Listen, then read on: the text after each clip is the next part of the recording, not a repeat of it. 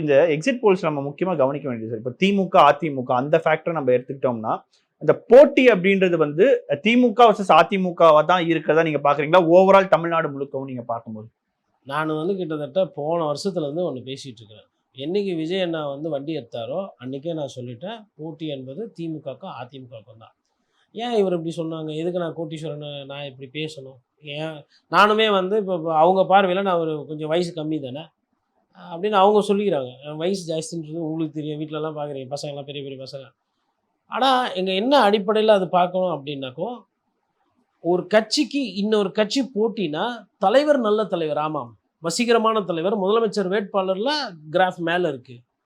Infrastructure, கட்சிக்கு உட்கட்டமைப்பு, கட்சிக்காரர்களோட பங்களிப்பு. இப்போ இந்த இந்த இந்த கேஸு தட்டுப்பாடு இருக்குது, இதில் எதனா ஒரு நிலைப்பாடோ இல்லை இதில் எதனா ஒரு புரிதலோ அவருக்கு எந்த அளவுக்கு இருக்கும், இல்லை எந்த அளவுக்கு பேசியிருப்பார், இந்த கட்சி பேசியிருப்பார். நான் சொல்கிறேன் விளாட்டா, இந்த கேஸ் சம்மந்தமான தொழிலில் இருக்கிறவங்க இல்லை அது அது அதை நம்பி இருக்கிறவங்க எவ்வளோ கஷ்டப்படுறாங்க தெரியுங்களா? பெரும்பான்மையான ஆட்டோ ஓட்டுறவங்க கேஸ் இப்போ யூஸ் பண்ணுறாங்க. எல்லாம் நிறைய பேர் தாவேக்காக்கு நிறைய போட்டிருக்காங்க ஓட்டு. அப்போ தாவேக்காக்கு நிறைய ஓட்டு போட்டிருக்காங்க. ஆனால் தாவேக்கா தலைவர் அதை பற்றியெல்லாம் எதுவுமே பேசுனது கிடையாது. அதாவதுங்க அரசியலுன்றது என்னங்க, சும்மா எதிர்கட்சி கேள்வி கேட்குறது இல்லை ஆளுங்கட்சி குறை சொல்கிறது இதுதான அரசியல்?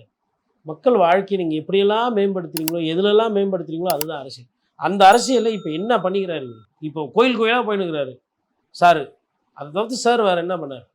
எதுவுமே இல்லை. அவங்கள பிடிக்கல, அவரை பிடிக்கல, அதனால் மொத்தமாக எல்லாரும் ஓட்டு போட்டாங்க. நீங்கள் பாருங்கள் அப்படின்னு சொல்லிட்டு யார் யாரெல்லாம் அமைச்சர்னு சொல்லிட்டு பட்டியலெலாம் போட்டுக்கிட்டு இருக்கிறாங்க.